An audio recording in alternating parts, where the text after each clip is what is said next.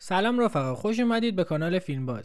فیلمو با یه دختر نوجوان به اسم آنی شروع میکنیم که در کنار خانواده‌اش خیلی خوشحال و از کنار هم بودن لذت میبرن. توی صحنه بعدی میبینیم که تولدشو خانواده‌اش برای اون یه لپتاپ میخرن و اونم از خوشحالی زیاد تا صبح با اون کار میکنه و وقت میگذرونه. اون توی شبکه‌های مجازی با یه نفر به اسم چارلی آشنا میشه. چارلی به اون میگه که کم سن و ساله اما بعدش مشخص میشه که همسن پدرشه.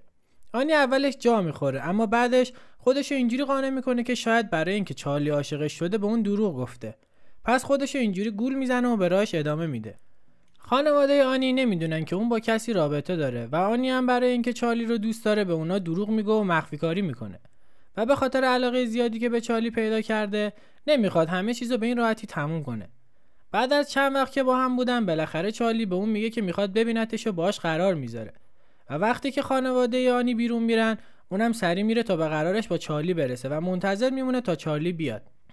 وقتی چارلی میاد و آنی اونو میبینه متوجه میشه که اون خیلی بزرگتر از چیزی بوده که به اون میگفته و بهش دروغ گفته.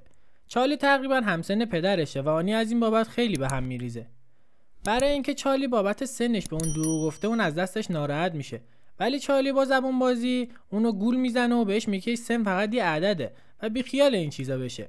بعدش چارلی اونو به هتلی که کرایه کرده بوده میبره تا لباس زیری که براش خریده بوده رو براش بپوشه. وقتی آنی لباسو میپوشه خیلی معذب کنار چارلی میشینه و چارلی شروع میکنه به دستمالی کردن آنی. با اینکه آنی بهش میگه که من از این کار خوشم نمیاد ولی اون به کار خودش ادامه میده و بهش میگه که دوستش داره و به زور اون رو روی تخت میندازه و ترتیبشو میده. چارلی حتی از کارهایی که با اون دختره کرده فیلم هم میگیره تا ازش سوء استفاده کنه. آنی بعد از این قضیه به فکر فرو میره که چرا این کارا رو کرده. از اون طرف هم چارلی بعد از این که کار خودشو کرده غیبش زده.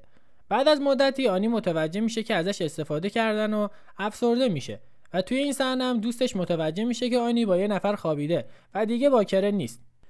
چون وقتی آنی با اون یارو رفته سر قرار دوستش اونا رو دیده بوده. اما آنی میگه که اشتباه میکنی و ما قراره با هم ازدواج کنیم. دوست آنی که فضولیش گل میکنه میره به مدیر مدرسه میگه. بعدش هم که پلیس میاد و آنی رو برای بازجویی با خودش میبره. بچهای مدرسه هم وقتی پلیس رو میبینن به موضوع حساس میشن. بعدش پلیس بازجویی و بررسی خودش رو شروع میکنه. پلیس به آنی میگه که باید به اون زنگ بزنه تا بتونن پیداش کنن. اما چارلی زرنگ‌تر از این حرفا بود و قبل از اینکه لو بره تماس قطع میکنه. تو صحنه بعدی پدر آنی خودش شروع میکنه و میافته دنبال چارلی و یه کارگاه خصوصی استخدام میکنه و از اون طرف اطلاعاتی که پلیس به دست آورده رو از اونجا میدزده تا جایی که رابطه پدر خانواده با دخترش و همسرش خراب میشه و اون حتی توی شرکتش هم بحث میکنه که چرا تبلیغات منفی برای نوجوانا درست میکنن و این کار اشتباهه. توی صحنه بعدی اون به رئیسش میگه که به دخترش دست درازی شده. توی این صحنه آنی رو به روانشناسی میبرن تا تحت درمان باشه، ولی اون بازم فکر میکنه که چارلی دوستش داره و از اون دفاع میکنه و میگه کسی اونو مجبور نکرده و اون خودش خواسته.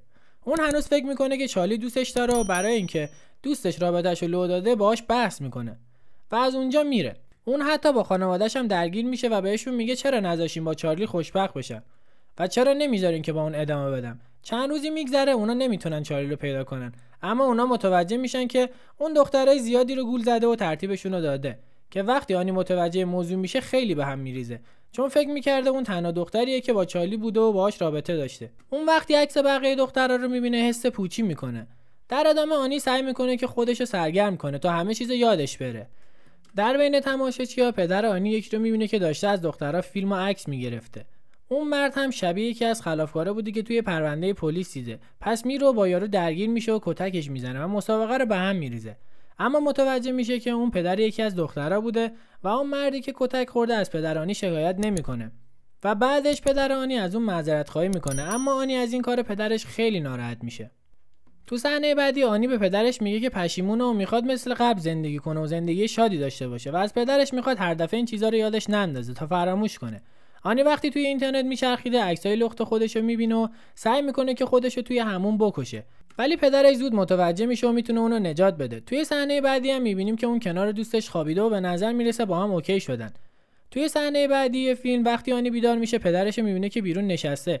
اون کنار پدرش میشینه و میگه که چرا تنهاست. بعدش پدرش شروع میکنه به حرف زدن و میگه من قبلا خیلی جسور بودم و از چیزی نمیترسیدم، ولی الان کاری از دستم بر نمیاد که برای دخترم انجام بدم. و به دخترش میگه که اونو ببخش و میگه که پدر خوبی براش نبود و متاسفه. بعدش آنی گریه میکنه و پدرشو بغل میکنه. بعدش در صحنه پایانی چارلی و خانواده‌اش رو توی تلویزیون نشون میده و معلوم میشه که اون معلم بوده و اینجا فیلم به پایان خودش میرسه. اگر از ویدیو لذت بردید ویدیو رو لایک کنید و برای حمایت از ما کانال رو سابسکرایب کنید و تا ویدیوی بعدی بدرود.